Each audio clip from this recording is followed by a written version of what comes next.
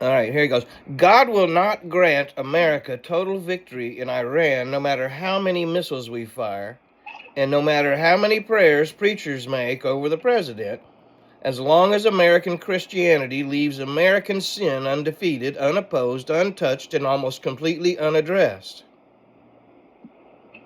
In the article that Mr. Armstrong wrote, he placed the blame for America's sins squarely on the shoulder of you, all of you. Now here comes the three-paragraph prayer. You've departed from your living God, he wrote. You're worshiping at the shrine of pleasure, luxurious living, material interest.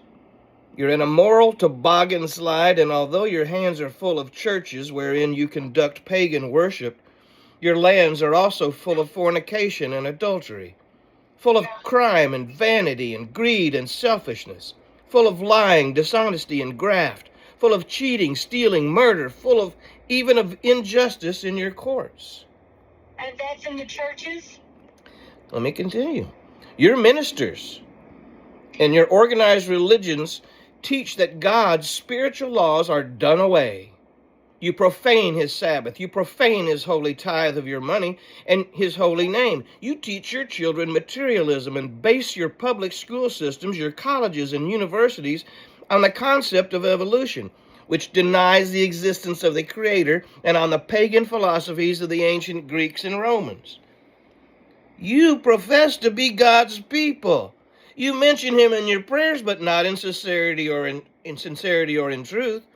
You have a form of godliness in your churches and synagogues, but you deny the power of God and fail. Amen. You fail utterly to rely upon it. Your preacher preaches lies, and you love to have it so. The end. Please send me a copy of that. I'll take a picture. Okay, well, however you need to do it. And I've been saying it for months now. The church has lost its way.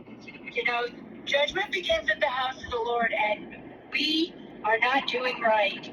However, I disagree on this one point.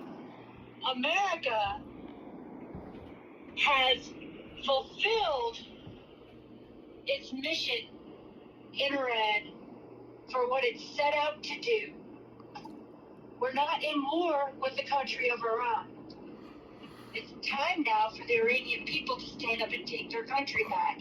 We went in to destroy their capability, their missiles, their drones, stuff like that.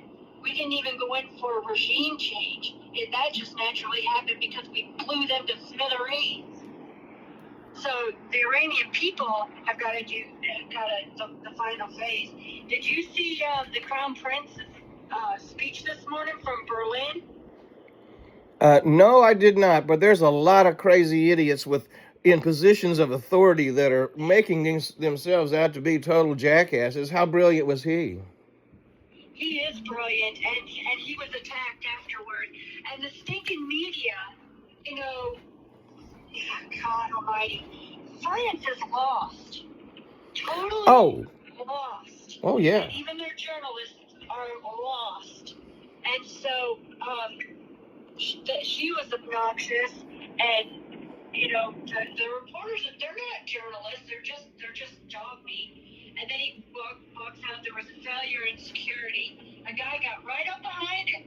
There shouldn't have been anybody near him with backpacks, but there was. And he sprayed either some kind of sauce or orange paint on his bag, but that's too close. So, but he was very bold in his words, and he was right. He said, the Iranian people need the support of the world, which they haven't had in the 47 years that they've been under this oppressive regime.